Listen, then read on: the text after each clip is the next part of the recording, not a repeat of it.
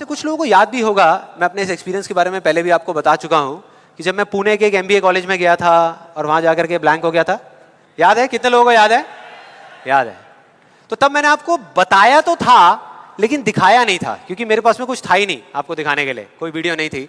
तो आज मैं आपको दिखाने वाला हूं कि एग्जैक्टली तब क्या हुआ था।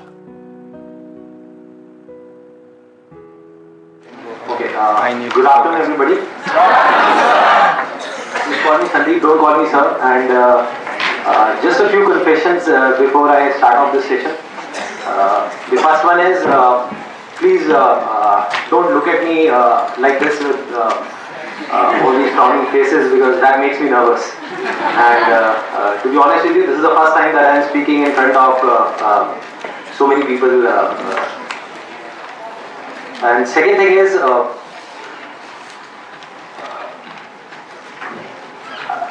I'll be not talking about the theory part of it. I'll actually focus more on the practical side of how I did whatever I did. Okay, the second confession, which I forgot, that is. To be honest with you, I can speak in English, but the problem is you may understand what I am talking about, but I won't be able to understand what I am talking about. So it's better if I talk in Hindi. So. Then coming on to the point directly, the secret of what I feel is of my success. I started my career, I think, at the age of 13, and okay, so I'll come on Hindi. So I'm sorry. Yeah. So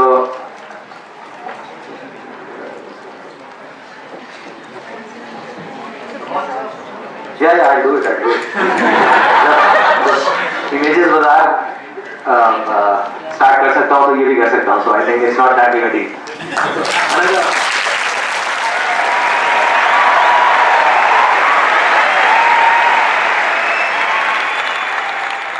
आपने देखा मेरी क्या हालत हुई थी?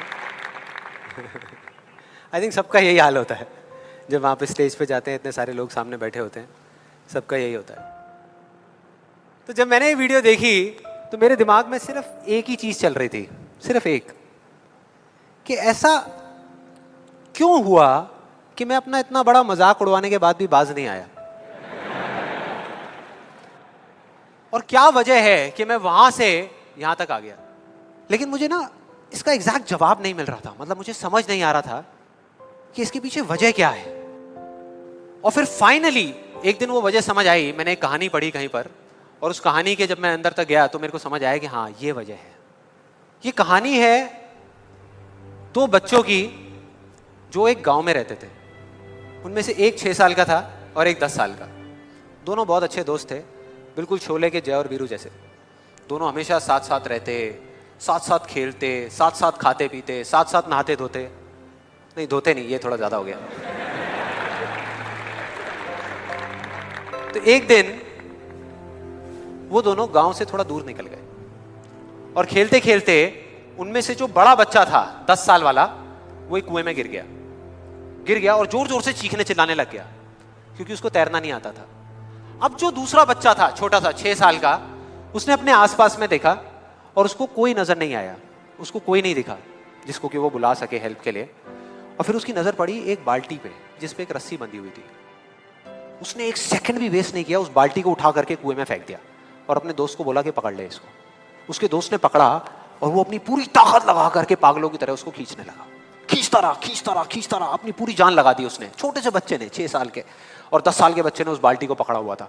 खींचता रहा और तब तक नहीं रुका जब तक उसने अपने दोस्त को बचा नहीं लिया, जब तक वो बाहर नहीं आ गया।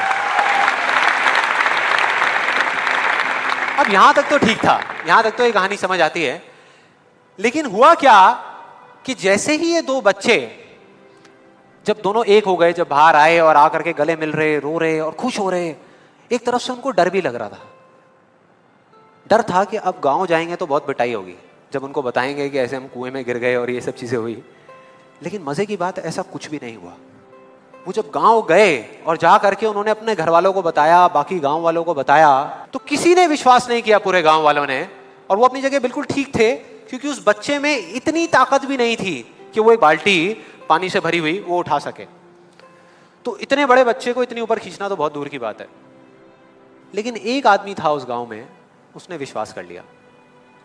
उनको सब रहीम चाचा कहते थे, उस गांव के सबसे समझदार बुजुर्गों में से एक।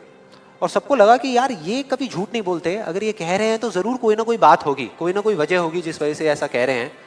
और फिर सारे गांव वाले इकट्ठे होकर के उनके पास में गए और जा करके बोले कि देखो जी, हमें तो कुछ समझ आ नहीं रहा, आप ही बता दो कि ऐसा कैसे हो सकता है। तो उनको हंसी आ गई।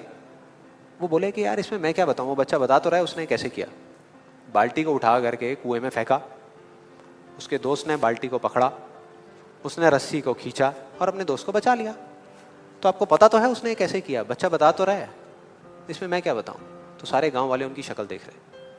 फिर कुछ देर बाद वो बोले कि सवाल ये नहीं है कि वो छोटा सा बच्चा ये कैसे कर पाया, सवाल ये है कि वो ये क्यों कर पाया, कि उसके अंदर इतनी ताकत कहां से आई है। और बोले इसका सिर्फ एक जवाब है, सिर्फ एक, कि जिस वक्त उस बच्चे ने ये किया, उस टाइम पे उस जगह पर दूर दूर तक कोई नहीं था उस बच्चे को ये बताने वाला कि तू ये नहीं कर सकता।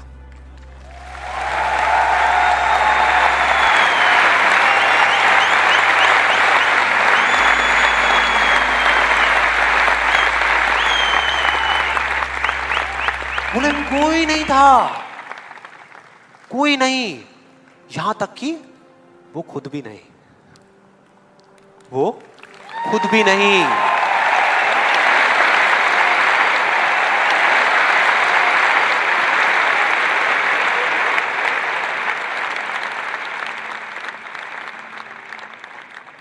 अब मैं आप लोगों से पूछता हूं कि अगर कुछ ऐसा हो जाए, अगर आपको भी उस बच्चे की तरह किसी की आवाज सुनाई ना दे जो आवाजें आपको रोकती है, ना किसी और की ना अपनी, तो क्या होगा?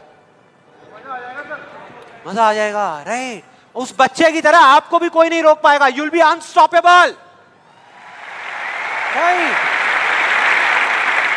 यस और नो? यस और नो? यस और नो? थियोरेटिकली तो ये बात बहुत अच्छी लग रही है सुनने में, लेकिन अगर हम प्रैक्टिकली देखें तो सिर्फ यस बोलने से काम नहीं चलने वाला।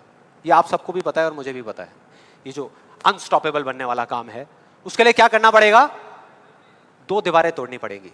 दो दीवारें, पहली बनी है दूसरों की आवाज की, कि आपके ऊपर दूसरों की आवाजों का असर होना बंद हो जाए, और दूसरी आपकी खुद की आवाज।